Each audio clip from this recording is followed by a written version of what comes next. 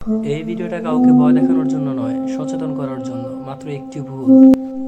আমি আমার লাইফে কখনো এরকম মর্মান্তিক দুর্ঘটনা কখনো দেখিনি।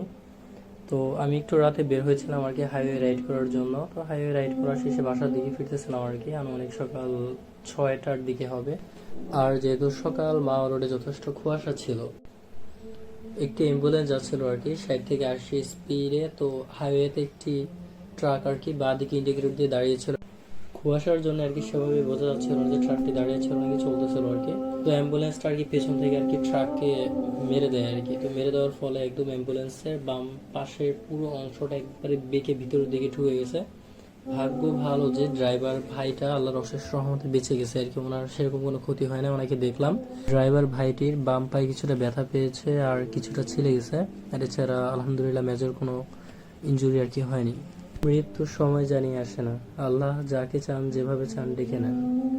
আল্লাহ সুবহানাহু ওয়া তাআলা আমাদের সবাইকে হেফাজত করুন, আমিন।